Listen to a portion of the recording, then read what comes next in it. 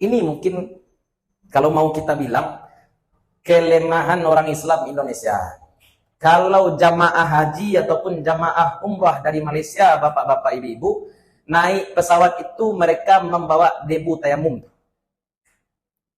Mereka membawa debu tayamum. Ambo pribadi tidak akan membahas khilafiyah risiko. Dalam artian ada 20 nanti bapak ibu yang akan menyanggah, Ustadz, kan tayamum ini sah dilakukan dengan seluruh permukaan bumi, Ustadz. Maksud seluruh permukaan bumi itu apa? Wah, atas meja aku pun sah tuh, Ustaz. Ya, ini kan juga wajhul ardi, permukaan bumi. Ya, sah enggak nih bertayamum dengan ini? Kalau kita ambil zahir teks ayat enggak sah. Kalau sakit total berarti dia tayamum saja dari awal, dah selesai. Tapi kalau sakit perban, maka bagian tubuh yang sehat tetap mesti dibasuh. Bagian tubuh yang sehat tetap mesti dibasuh. Ini contoh kalau yang pakai perbannya tangan ya. Niat kemudian basuh wajah. Kemudian basuh tangan yang sehat. Basuh tangan yang sehat. Ya, basuh tangan yang sehat. Misalkan tangan kanan pakai perban, berarti basuh tangan yang kiri saja. Kemudian tayamum.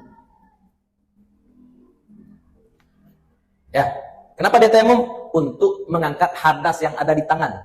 Setelah tayamum baru usap kepala.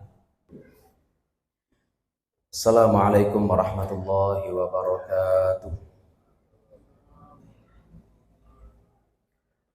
Alhamdulillahilladzi arsala rasulahu bil huda wa dinil haqqi liyudhhirahu 'ala dini kullihi wa kafaa billahi shahida. Asyhadu an la ilaha illallah wahdahu la syarika lah wa asyhadu anna Muhammadan 'abduhu wa rasuluh. Allahumma shalli wa sallim wa barik 'ala hadzal nabiyil karim wa 'ala alihi wa sahbihi wa man tabi'ahum bi ihsanin ila yaumiddin. Nawaina ta'alluma wa ta'lima naf'a wal intifa'a wal ifadata wal istifadah wal hatha 'ala tamassuki bi kitabillahi ta'ala wa bi sunnati nabiyhi sallallahu alaihi wasallam wa du'a ila al-huda wa dilalata 'ala al-khair ibtigha'a mardatillahi wa sawabihi wa qurbih. Allahumma 'allimna ma yanfa'una wa anfa'na bima 'allamtana wa zidna ilma. Bapak-bapak, ibu-ibu, para guru, para jamaah yang dimuliakan Allah, kita lanjutkan kajian kita. Jadi kemarin kajian tentang tayamum masih menggantung ya. Kita baru membahas sebab tayamum yang pertama, yaitu tidak ada air. Tidak ada air. Bagaimana maksud tidak ada air itu? Boleh jadi air benar-benar tidak ada, atau boleh jadi air itu ada tapi pambalinya nak do, atau boleh jadi air itu ada tapi panjangkaunya nak do. Ya, tidak ada timbo, tidak ada panyau air nak do. Nah, itu adalah bentuk-bentuk ketidakmampuan kita untuk menggunakan air disebabkan yang pertama, tidak ada air. Konsep ini ya, kita boleh bertayamum setelah kita mencari air. Air tidak ada. Kapan kita sebut air itu tidak ada? Kita sebut air tidak ada kalau kita sudah mencari air. Kalau belum kita cari air, maka kita belum memenuhi syarat darurat untuk bertayamum. Cari air dulu. Berapa jauh mencari air? Nah, namanya haddul ghauth. Ya, haddul ghauth itu sekitar 150 meter. Ya, 150 meter ke utara, ke selatan, ke timur, ke barat. Sakiro-kiro, ada yang menyatakan sakiro-kiro anak panah sampai kalau ditembakkan secara akurat. Ada yang menyatakan sakiro-kiro suaru tadangah. Itu haddul ghauth. Kalau kita yakin ada air, tapi jauh tempatnya lebih dari 150 meter, maka jarak yang kita pakai adalah jarak yang bisa kita tempuh sebelum waktu sholat habis dengan berjalan kaki. Nah, berapa itu? Itu yang kita katakan sekitar 3 atau 4 kilometer. Itu namanya haddul qurbi. Kita di sini di Parak Batuang tidak menemukan air, kita telepon kawan kita di Ibuah. Telepon kawan, ada air di situ, kata kawan kita di Ibuah, ada. Maka kita wajib jalan ke situ, Pak. Tapi kalau kita telepon kawan di Galugua, aduh iya situ, lain enggak perlu ke Galugua. Sebab jaraknya lah lebih dari 3 atau 4 kilo. Tiba di situlah habis waktu maghrib terus. Ya. Kita pakai waktu sholat yang paling pendek, subuh dan maghrib. Kita pakai juga media untuk berjalan yang paling ringan, yaitu jalan kaki. Jalan kaki untuk waktu 1 jam atau 1 jam 10 menit itu ya sekitar 3 atau 4 kilometer. Kalau jalan ya, kalau berlari itu beda. Nah, selanjutnya adalah kita bahas yang kedua ya, karena sakit. Yang ketiga, karena takut sakit. Sakit yang membolehkan kita untuk tidak berwudu ataupun tidak mandi, itu tidak semua penyakit, tapi memang penyakit yang berkaitan langsung dengan air. Apakah itu luka? Ya, contohnya luka, atau contoh lain adalah memang sakitnya sakit di dalam, tidak boleh karena air. Bisa jadi karena memang luka atau penyakit demam, misalkan tidak boleh kena air, kata dokter, ya sudah, tidak boleh kena air. Pokoknya sakit. Yang ditakutkan apa? Boleh jadi takut sakit bertambah, atau boleh jadi takut sakitnya lama sehat. Ya, kata dokter kalau Anda pakai air sebenarnya tidak akan bertambah sakit, tapi lama kesehat, kata dokter. Itu juga membolehkan tayamum. Atau boleh jadi kalau kita pakai air akan meninggalkan bekas. Luka kita mungkin kena air tidak akan membuat kita mati, namun akan meninggalkan bekas yang syain ya, yang membuat kita cacat. Nah, itu juga menyebabkan kebolehan bertayamum. Itu sakit. Ya, la yukallifullahu nafsan illa wus'aha. Tapi tentang masalah sakit ini ada yang perlu kita kasih alas ya. Kan tayamum ini bisa menggantikan mandi dan juga wudu. Tayamum bisa menggantikan mandi dan wudu. Untuk wudu itu ada rukun satu yang harus dipenuhi, apa itu namanya? Tartib. Ya, kalau di mandi tidak ada tartib. Maka seandainya ada orang yang tangannya pakai perban, tangannya misalkan pakai perban, bolehkah dia langsung tayamum? Tidak boleh. Karena berdasarkan hadis Nabi SAW tentang orang yang kepalanya terluka, ditempuk batu sajrasi, orang yang kepalanya terluka, kemudian marah Nabi ya. Marah Nabi karena dia paksa mandi, kemudian setelah mandi mati dia, marah Nabi SAW. Kata Nabi apa? Yakfihi, cukup bagi dia untuk membasuh bagian badan yang sehat. Dibasuh dulu bagian badan yang sehat, berarti badan tetap dibasuh dengan air, kaki tetap dibasuh dengan air. Untuk kepala, karena tidak dibasuh dengan air, maka bertayamum dia. Yang ditayamumkan apa Ustaz? Bukan kepala. Yang ditayamumkan tetap muka dan tangan. Ini penting nih Pak. Bapak ibu luka di kaki, yang ditayamumkan tetap muka dan tangan. Bapak ibu luka di punggung, yang ditayamumkan tetap muka dan tangan, bukan kaki yang ditayamumkan. Maka karena ada rukun tartib, ini sebagai contoh ya. Contohnya seseorang luka di tangan, tangan kanannya pakai perban. Ini contoh. Seseorang tangan kanannya pakai perban, maka cara bersucinya mulai dari niat. Niat. Ini sakit ya, sakit total, ada sakit pakai perban. Kalau sakit total berarti dia tayamum saja dari awal, dah selesai. Tapi kalau sakit perban, maka bagian tubuh yang sehat tetap mesti dibasuh. Bagian tubuh yang sehat tetap mesti dibasuh. Ini contoh kalau yang pakai perbannya tangan ya. Niat, kemudian basuh wajah. Kemudian basuh tangan yang sehat. Basuh tangan yang sehat. Ya, basuh tangan yang sehat. Misalkan tangan kanan pakai perban, berarti basuh tangan yang kiri saja. Kemudian tayamum. Ya, kenapa dia tayamum? Untuk mengangkat hadas yang ada di tangan. Setelah tayamum baru usap kepala. Setelah usap kepala baru basuh kaki. Meletakkan tayamum di sini kenapa? kita tidak boleh lanjut mengusap kepala sebelum hadas di tangan benar-benar sudah terangkat. Ya, wudhu kan seperti itu, Pak. Kita tidak boleh berpindah membasuh tangan sebelum hadas muka terangkat. Tidak boleh berpindah mengusap kepala sebelum hadas tangan terangkat. Tidak boleh membasuh kaki sebelum usap kepala selesai. Karena ini tertib. Kalau terjadi ini, kita taruh tayamum di sini, sebelum mengusap kepala kita selesaikan dulu tangan. Kenapa? Karena tangan kita pakai perban tadi. Ini tujuannya apa? Untuk tertib. Ini tertib. Itu rumitnya wudhu daripada mandi. Wudhu daripada mandi, di situ rumitnya. Kalau mandi terserah. Kepala kita misalkan pakai perban, ya sudah mandi dulu. Ya, mandi dulu, kepala tidak usah dibasuh. Setelah mandi nanti tayamum. Kenapa? Karena dalam mandi tidak disyaratkan tertib. Tapi wudhu disyaratkan tertib. Ini praktek tayamum. Jadi mentang-mentang tangan kita pakai perban kemudian kita langsung tayamum, tidak seperti itu. Ad-daruratu tuqaddaru biqadariha. Darurat itu diukur sesuai dengan kadar daruratnya. Yang darurat tangan. Yang darurat cuma tangan. Wajah tidak darurat. Berarti yang wajah tetap mesti dibasuh, yang kaki tetap mesti dibasuh, yang kepala tetap mesti diusap. Cuma tangan yang dimaafkan.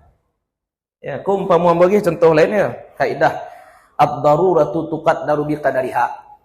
Apa masuk rimbo? Apa ibu masuk rimbo?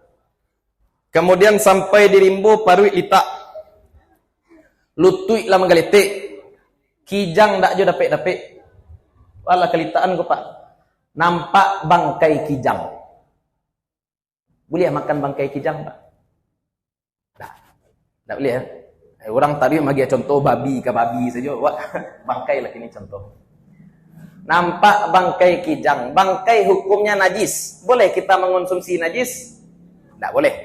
Pertanyaannya sekarang karena kita darurat, kalau kita tidak makan itu bangkai kan celaka badan kita. Boleh nggak kita makan ketika itu? Boleh batang buah? Itu pertanyaan dia. Kan boleh makan, Pak, dimaafkan ya. Makan bangkai dalam kondisi darurat dimaafkan. Pertanyaannya bukan makan bangkainya, batang buah boleh nggak? Tidak. Berarti bangkai tadi dimakan sekedar untuk menjaga diri dari kecelakaan, dari kehancuran, halak. Ya, tidak boleh batang buah. Nah, berarti Pak, darurat diukur sesuai dengan kadarnya. Sama dengan ini juga. Kalau yang pakai perban cuma tangan kita, ya sudah. Tangan saja nanti ditayamumkan. Jangan janji-janji ya pula. Ada pula orang basuh naik. Mungkinnya basuh naik lah kadang kayak Pak yo. Ya basuh naik. Dek basuh naiknya lalu dek kasuannya basuh naik mungkin umur 10.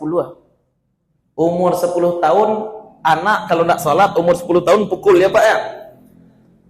Anak umur 10 tahun kalau tidak sholat kan dipukul. Kenapa dipukul? Karena anak usia 10 tahun itu sudah ada kemungkinan balik, sudah ada kemungkinan puber. Sekarang dia kebetulan sunat umur 10 tahun. Yang sakit apanya? Kemaluan. Tayamum sajalah wak sakit. Itu nak ada kaitan je tayamum gitu ya. Ya, nan sakit kemaluan dan kabaulu muka, tangan, kepala, kaki, bukan kemaluan yang kabaulu. Jadi baulu tetap ketika itu. Ya. Ya, wak bisu Ustaz Anan bisu apa? Terbalik tayamum lawak nak ada kaitan je. Ya, nak ada kaitan je tayamum. Ya, nan bisu nan ma, nan tayamum nan ma ya tak. Tak ada kaitan dengan tayamum. Wak salimu bangu. Agak salimu seketik tayamum cek lain. Dah, seketik tayamum. Pak ya, tak semua sakit tayamum. Sakit yang memang berkaitan dengan tayamum, yang berkaitan dengan anggota tubuh yang akan dibasuh, itu baru ditayamumkan. Ini praktek dalam wudhu. Kenapa? Karena kita mesti menjaga rukun tertib dalam wudhu. Kalau mandi gampang. Mandi gampang. Basuh dulu seluruh bagian tubuh yang bisa dibasuh. Baru kemudian kita bertayamum. Tidak langsung loncek-loncek saja tayamum. Ya. Itu yang kedua. Yang ketiga, dingin atau takut sakit. Ini berdasarkan hadis Amru bin As.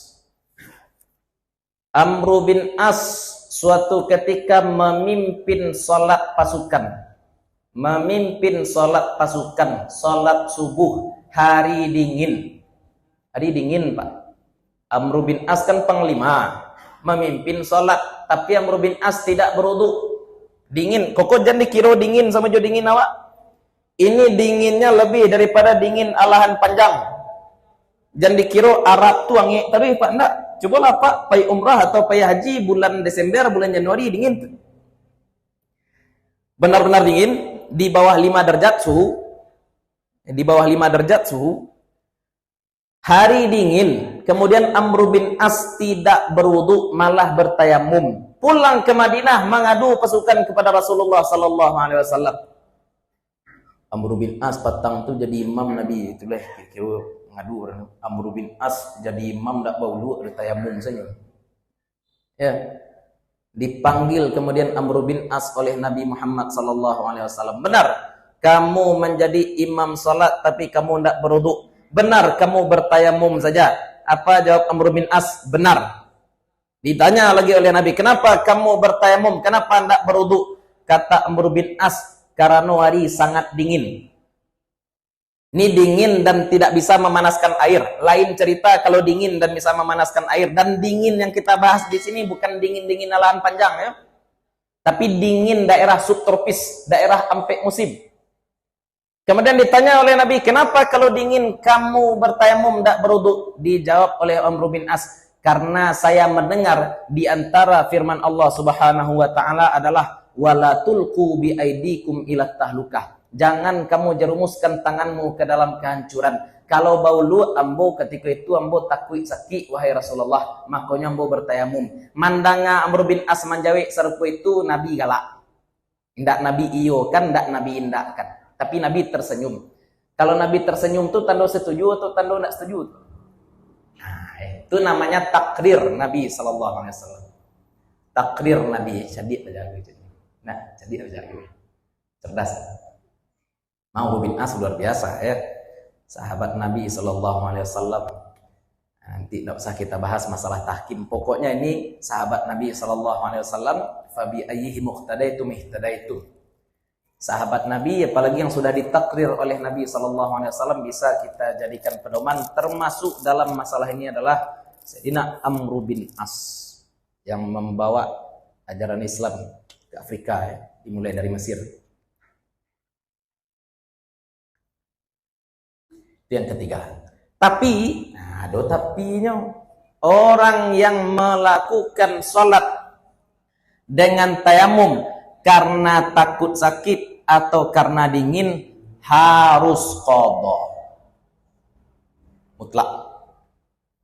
Salatnya sah tapi belum menggugurkan kewajiban. Ya. Kalau ada orang yang tayamum karena dingin, kompor di rumah lai, air bisa dipanaskan, tapi dia malah bertayamum, bakok tayamum, ari dek dingin, kompor lai tidak dipakainya, tayamumnya berarti tayamumnya tidak sah. Tayamumnya tidak sah. Tapi sekarang untuk menghangatkan air tidak bisa. Ya, air dihangatkan tidak bisa. Cuaca sangat-sangat dingin. Terpaksa dia kemudian bertayamum. Sah sholatnya? Sah. Sudah gugur kewajiban? Belum. Sehingga tetap mesti qadha. Yang pertama, tidak qadha kalau ada safar. Ini juga sakit karena Allah tidak memberikan beban kecuali dengan kemampuan. Ya. Wa in kuntum mardha, kan itu dalam surat An-Nisa 43 itu. Kalau sakit maka tayamumnya sah. Kalau yang ketiga ini enggak. Yang ketiga ini takut sakit. Ini kasus sama dengan perempuan hamil atau perempuan menyusui ya. Beda ya. Perempuan hamil dan menyusui itu tidak bisa dikiaskan kepada orang sakit langsung. Karena perempuan hamil, perempuan menyusui itu tidak berpuasa bukan karena sakit, tapi karena takut sakit. Maka cara menggantinya, cara qadha puasanya pun berbeda. Ini juga yang di atas, ya, yang di atas itu dijamin oleh firman Allah Subhanahu wa taala, baik itu surat Al-Maidah ayat 6 ataupun surat An-Nisa ayat 43 ya, ataupun surat An-Nisa ayat 43 dijamin tuh. Wa in kuntum mardha aw ala safarin. Kalau kamu sakit, nah, kemudian safar enak. Ya, tidak ada air, walam tajidu ma'an. dan kamu tidak menemukan air, fatayammamu, nah, maka bertayamumlah.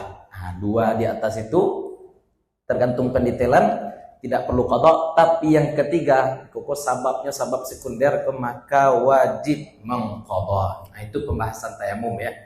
Pembahasan tayamum biasanya yang banyak dilalaikan orang ini masalah tertib ya.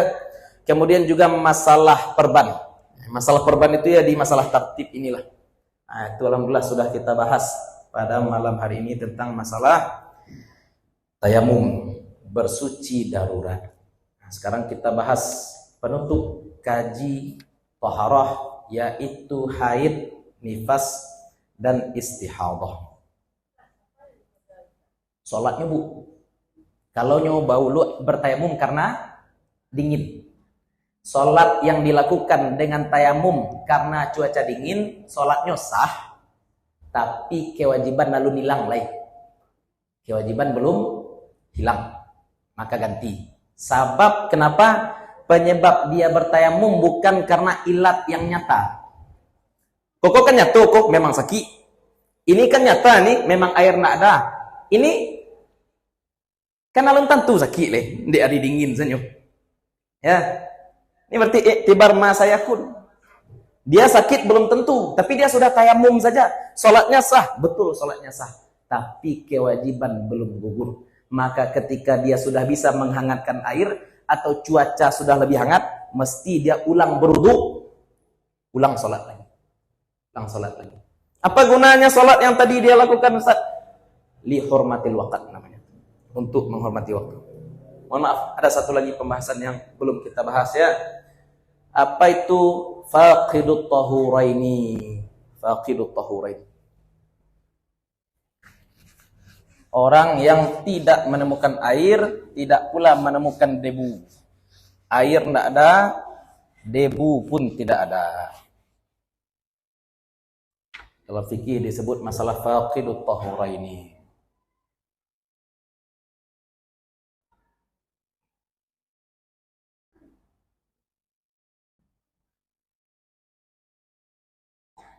Ya, faqid tahuraini.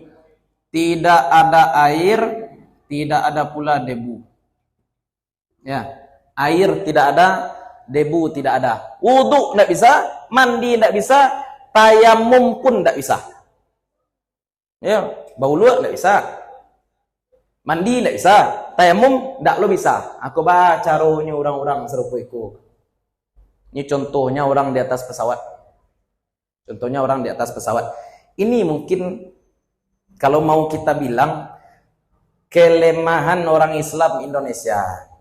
Kalau jamaah haji ataupun jamaah umrah dari Malaysia, bapak-bapak, ibu-ibu, naik pesawat itu mereka membawa debu tayamum.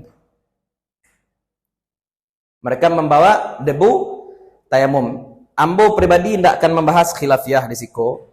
Dalam artian ada 20 nanti bapak ibu yang akan menyanggah. Ustadz, kan tayamum ini sah dilakukan dengan seluruh permukaan bumi, Ustaz. Maksud seluruh permukaan bumi itu apa? Wah, atas meja aku pun sah kok, Ustaz. Pak. Ya, ini kan juga wajhul ardi, permukaan bumi.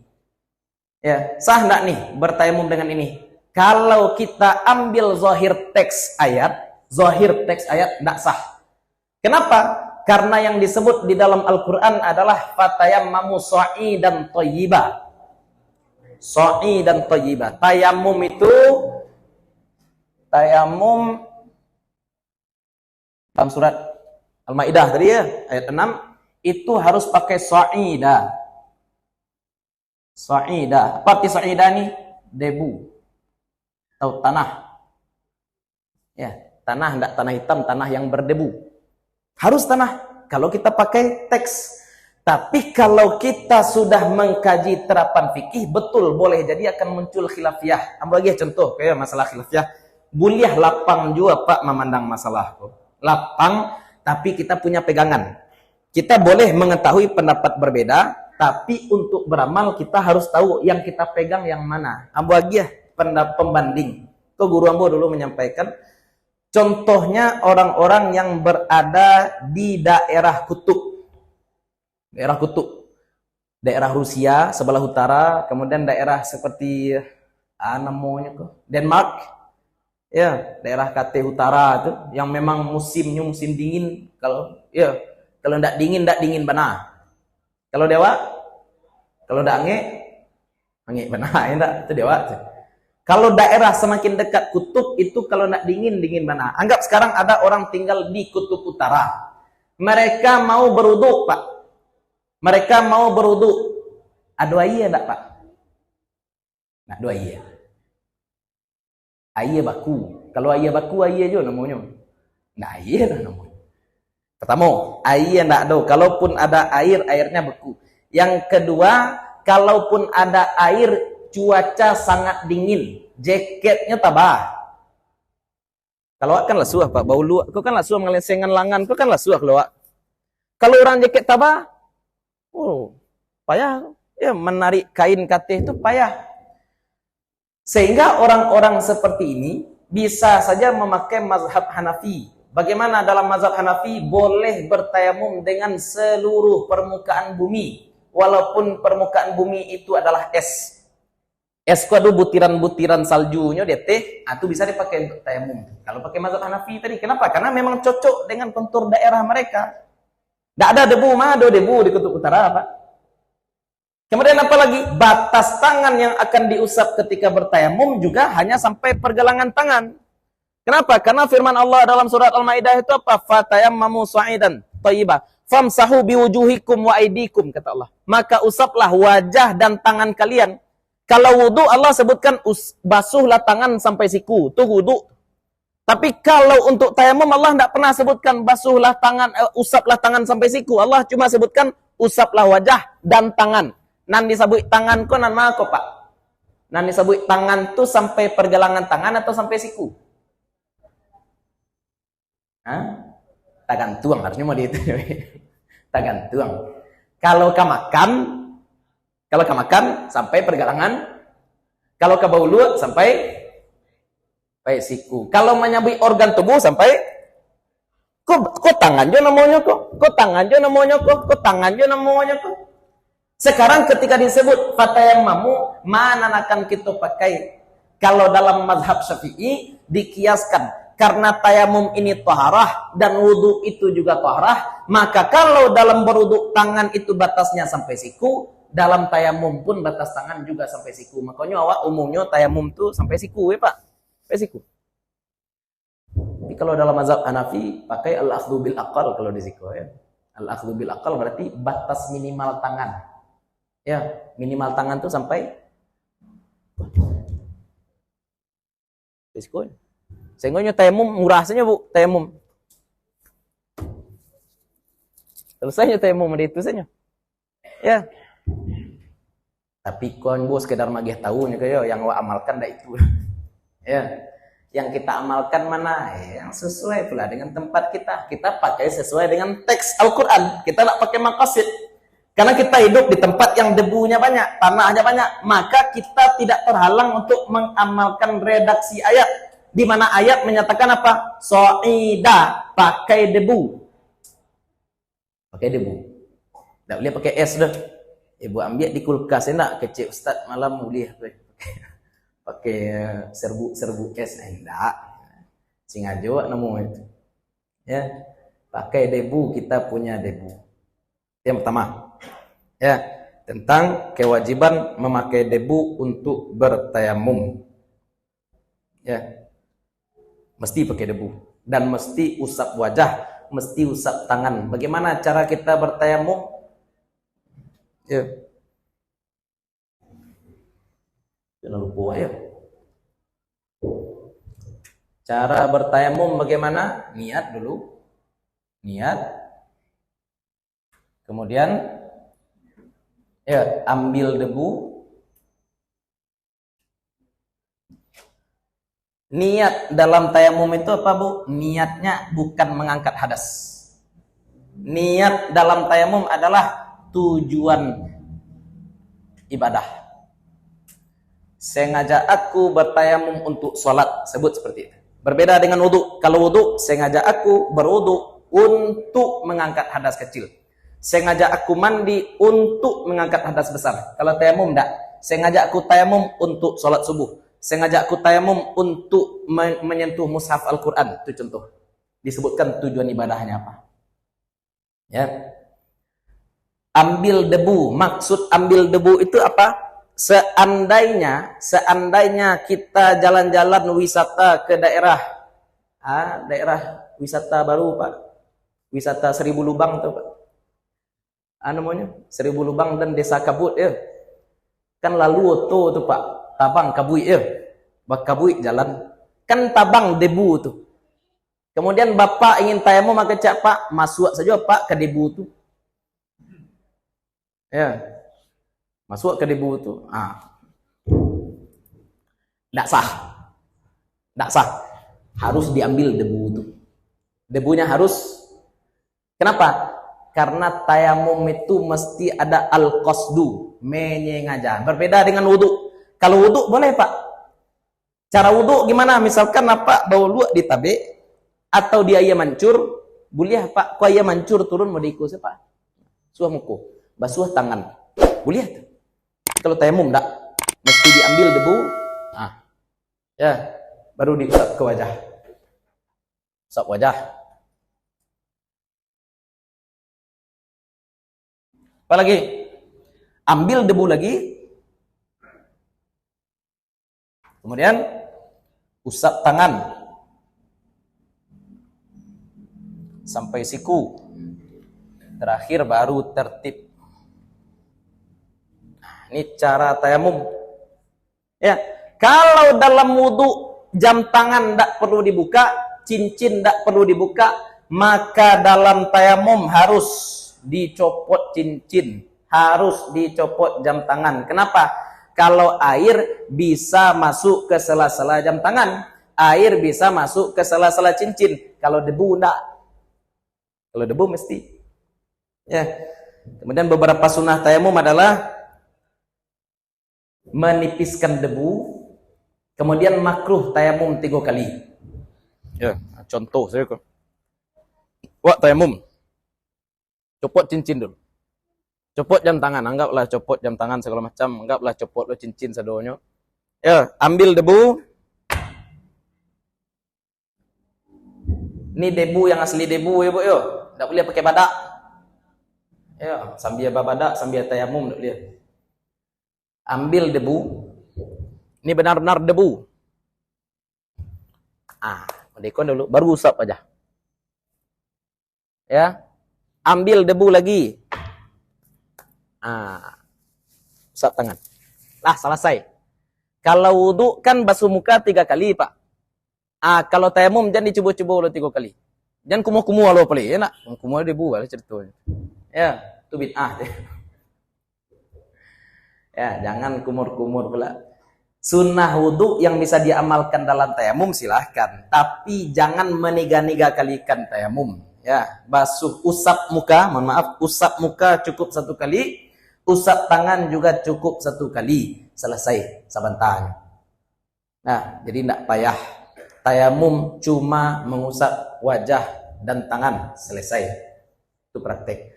Masalahnya apa tadi cerita awak? Faqidut tahuraini. Orang tidak menemukan air, tidak pula menemukan debu. Kalau jamaah haji dari Malaysia, Pak, masing-masing jamaah itu diberi debu tayamum dalam plastik. Ambo mencari sendiri itu ya. Debu. Apa? Itu nak kau bahas kini. Ambo ingin kritik, tapi kok banyak lo orang berang kau. Enak. Orang pai umrah kini, orang pai haji kini manasi. Sibuk manasinya, manasi apa? Manasi haji, sibuk manasi umrah, sibuk manasi solatnya keteteran. Solat saja nak batu, tapi umrah kencang. Orang dia itu cebok entah batu entah tidak. Cebok saja entah batu entah tidak. Umrah tiap tahun. Ya, ada orang dia itu. Harusnya kita mulai dari ibadah yang penting dulu. Solat, tahu kita syarat, tahu kita rukunnya, bagaimana bersucinya. Ini termasuk masalah debu nih ya. Kita sudah tahu bahwasanya di pesawat akan kita lewati selama beberapa jam. Sebenarnya kalau mau kita kaji betul bapak-bapak, ibu-ibu, bapak ibu di pesawat bisa berwudu enggak? Kalau mau jujur, Pak. Juaya segiko bisa bolu enggak? Bisa bolu. Berarti sabana-bana-bana-bananyo bapak ibu di atas pesawat indak baulu tu dek malih atau dek darurat. Ya, jangan gitu dikira Ustadz kan enggak pernah naik pesawat. Masa apa nih? Lah juga naik pesawat, Pak. Mungkin baulu di atas pesawat, mungkin baulu di atas pesawat. Ya, baulu minimal saja ambil air seketik. Seketik saja setengah tampuan tangan basuh muka, tapi gosok mereka. Lah titik air setitik dua titik kanlah sah bau luak tu. Ambil air seketik le basuh tangan le. Ambil air seketik le basuh tangan kita. Ambil air basah saja juang jadi kepala basuh kaki le. Itu sudah sah berwuduk tu. Tidak perlu banyak air. Kalau dulu nyak ketik di Parabek cerita latihan berwuduk dengan air 1 botol limun. 1 botol limun itu berapa tu? Sekitar 150 mili sampai 200 mili saja. Bisa berwuduk dengan air sebanyak itu? Bisa. Nanawa adeklah tabiaso bau luak ko 9 gayung ya Pak. Basuh muka 3 gayung, basuh tangan suuk 3 gayung, tangan kida 3 gayung, itulah 2 balik gayung itu. Tu makanya ketika naik pesawat ko, dia jualah ke bau luak ko je. Padahal bisa. Yang pertama, berarti sebenarnya syarat pertama itu tidak terpenuhi. Air ada dan kita sebenarnya bisa memakai air. Sebenarnya, itu yang pertama. Atau kita anggap sekarang, kita memang di atas pesawat tidak bisa memakai air. Anggaplah kita tidak bisa memakai air. Kita sudah tahu bahwa kita akan terbang selama 16 jam atau 12 jam. Ada misalkan 2 atau 3 waktu sholat yang akan terlewatkan ketika kita berada di atas pesawat. Sudah tahu? Siap-siap. Siap-siap. Ya, contohnya siap-siap dengan apa? Lebih kalau mau pribadi menyarankan ancak bau air aqua ketik. Bau ketik. Cukup untuk bau luat. Cukup untuk bau luat. Ya. Karena tadi kaidahnya apa? Ad-daruratu tuqaddaru biqadariha.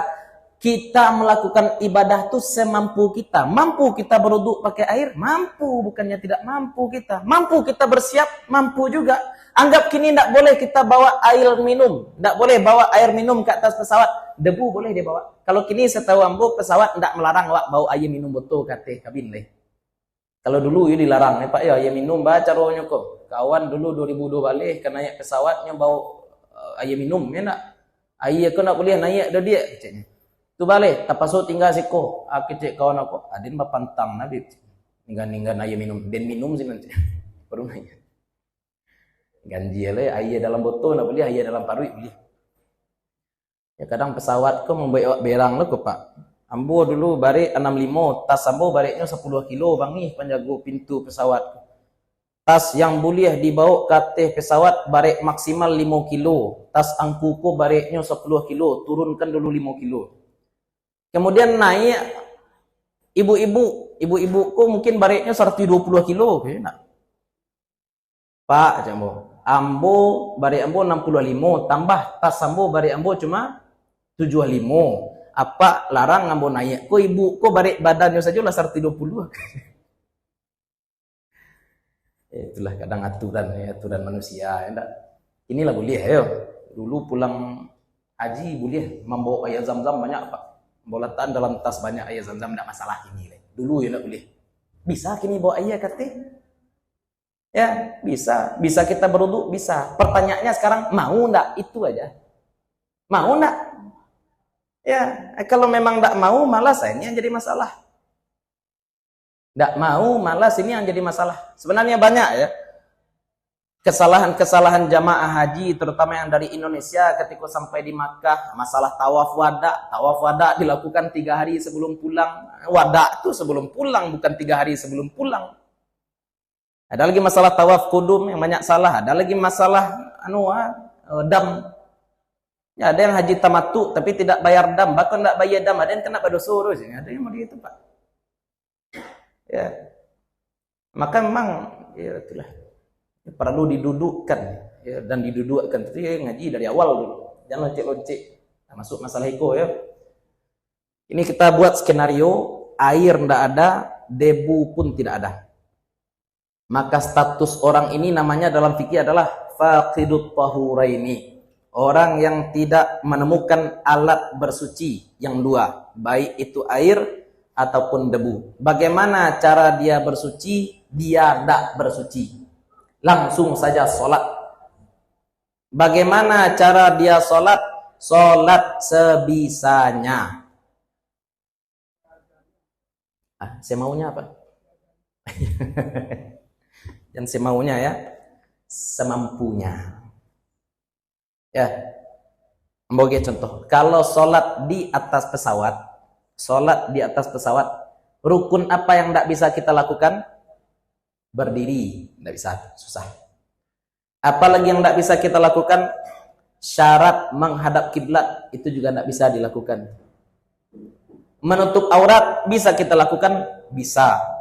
Maka jangan mentang-mentang kita di atas pesawat, kemudian merasut Allah tangguang-tangguang sholat darurat, kemudian awak sholat sembarang-sembarang saja, aurat tidak ditutupi.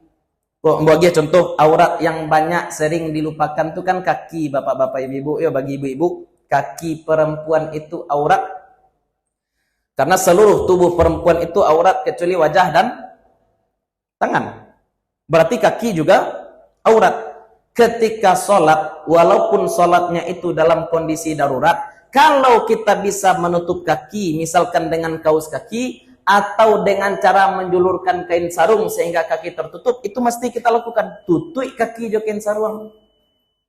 Panjangan kode itu. Tidak lapeh-lapeh saja, sebab bentuk kaji tadi darurat diukur sesuai dengan kadarnya. Jangan mentang-mentang waktu darurat boleh makan babi, bertambuh-tambuh gaek, wah, tidak boleh. Ya, jangan mentang-mentang sekarang sholat karena darurat bertambuh-tambuh. Allah ndak tayamum, Allah ndak baulu, kaki kita singkuk pula. Yo, maduk kiblat indak lo, tagak indak lo, ruku' aja sujud indak selesai pula, banyak naperai wak. Lakukan tetap sebisanya. Sebisanya bagaimana? Ini contoh ya yang banyak orang, ya banyak perlu juga diperhatikan. Ruku' saat duduk, ruku saat sholat dalam kondisi duduk itu adalah dengan menundukkan badan sekira-kira kepala lewat dari lutut, Pak. Tidak sekedar model koko saja. Ada orang sembahyang model koko saja, ruku atau ruku. Ditundukkan badan sampai sekira-kira kepala kita melewati lutut. Itu baru ruku dalam sholat duduk. Kalau ruku dalam sholat berdiri kan minimalnya sampai tangan mampu menjangkau lutut. Kokolah ruku namanya kok kalau tagak.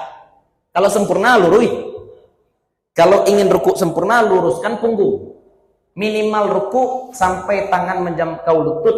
Kalau ruku dalam sholat duduk bagaimana? Sekira-kira kepala melewati lutut, itu baru namanya ruku.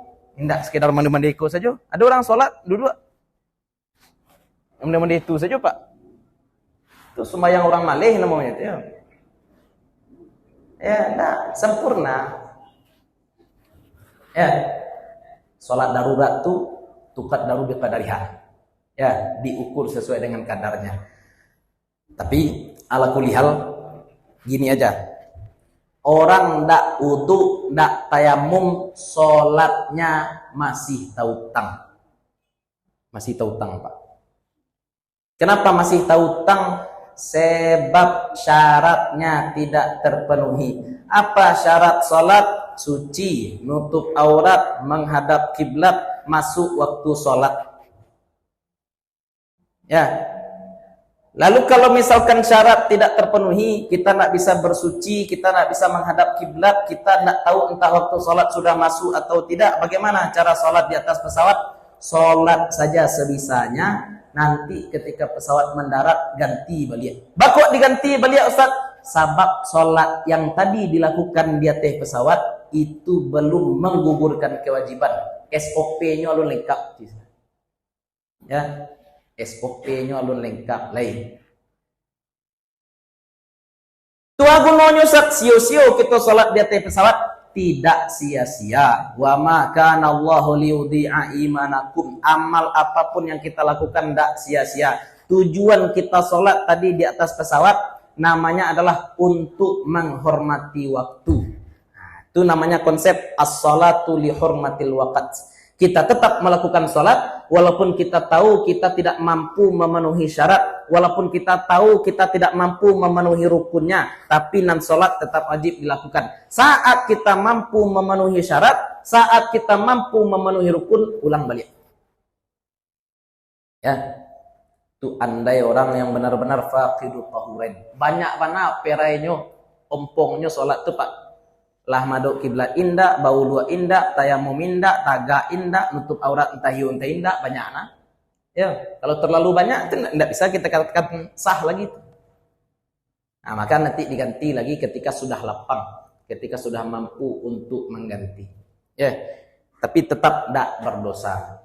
Ini masalah qada ku banyak kayak entah dek bari entah ba'a jarang disampaikan. Semua orang sakit, Pak. Orang sakit boleh enggak membatalkan puasa? Boleh, enggak berdosa. Tapi wajib ganti enggak? Wajib ganti. Ganti itu ya prosedur. Sama dengan ini sholat. Ya, orang terpaksa boleh enggak? Kalau dia tidak berwudu, boleh. Bolehkah dia tidak bertayamum? Boleh juga. Wajib ganti enggak? Nah, itu pertanyaan. Ya, bolehnya oke, sepakat boleh. Pertanyaan selanjutnya, wajibkah mengganti? Ya, kita sepakat enggak berdosa. Kita sepakat oke, enggak berdosa karena kondisi menuntut demikian. Nah, pertanyaan selanjutnya ini, wajib ganti. Nah, itu saja. Nah, lah, maka ini penting ya. Aku kaji ya, kaji perlu disampaikan, dan kalau enggak pakai kitab enggak akan disampaikan. Ya, betul.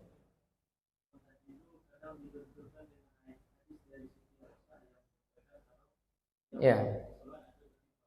Iyo.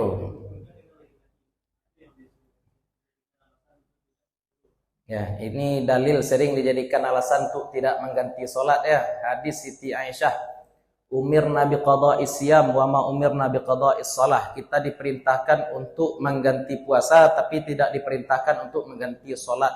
Itu hadis untuk perempuan haid. Perempuan haid ganti puasa enggak, Bu? Iyo. Sholat diganti enggak? Ah, pada si haid. Apa haid enggak?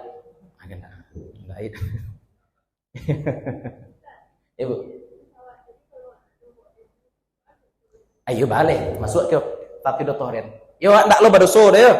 Indak bau debu kata pesawat wak ndak berdosa. Hamba ingin lagi alih itu dulu. Kita tidak berdosa kalaupun kita tidak membawa debu. Ba mangko ndak berdosa sahabat wakatul masuk itu sebenarnya. Tapi pertanyaan boleh kita sholat tanpa wudu, tanpa tayamum. Sah sholat kita? Sah. Sudah gugur kewajiban? Alun, itu saja kewajiban.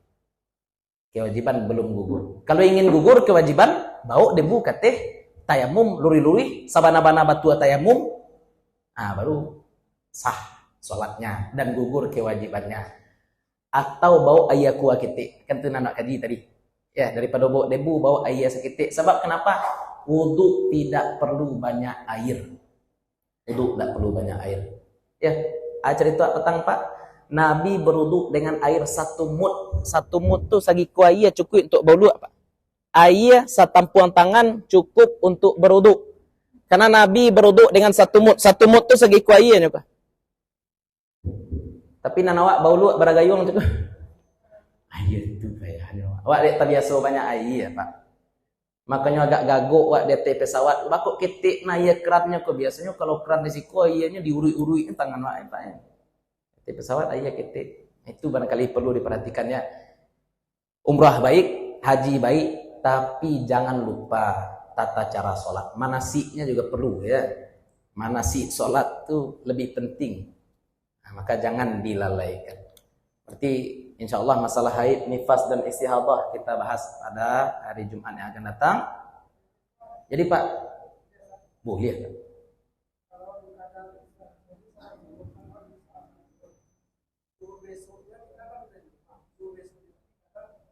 Langsung Pak. Kalau bisa. Ya, ada orang meninggalkan sholat dengan sengaja, ketika bertaubat harus langsung ganti. Ada orang yang meninggalkan sholat karena terpaksa seperti tadi, ya seperti di atas pesawat, maka mengganti sholat tidak harus langsung, tapi kalau bisa secepatnya. Dan mengganti sholat tidak harus di waktu sholatnya Pak ya. Misalkan Wak meninggalkan sholat zuhur, apakah menggantinya nunggu zuhur bisu atau langsung hari ko? Ayo, buliah kata. Kuam bagi saja contoh. Apa tak lalu Jago subuh jam 8. Apa nunggu subuh habis untuk mengganti atau langsung jam 8 sholat? Langsung. Namanya mengganti ya. Namanya mengganti memang tidak harus tunggu pula waktu bisu. Langsung saja secepatnya. Ya, kharijal waqt. Nah, itu tentang masalah waktu mengganti sholat. Ya Bu?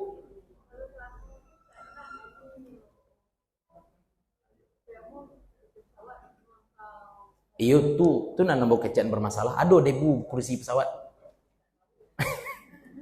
Pesawat lakto gitu. Nyak debu. Tapi nambah tahu pesawat nambah naik nak do debu. Iya kan lambo kecaan tadi. Boleh jadi ada perbedaan pandangan. Contohnya orang di kutub kan tuh nanti kita sampaikan tadi Bu ya. Ada perbedaan pandangan, tapi nambah sampaikan kini apa dulu? Yang kue secara redaksi, bukan secara maqasid. Kuenya secara redaksi ayat surah Al-Maidah ayat 6 mesti pakai debu. Kalau kursi, ku anggap meja apa?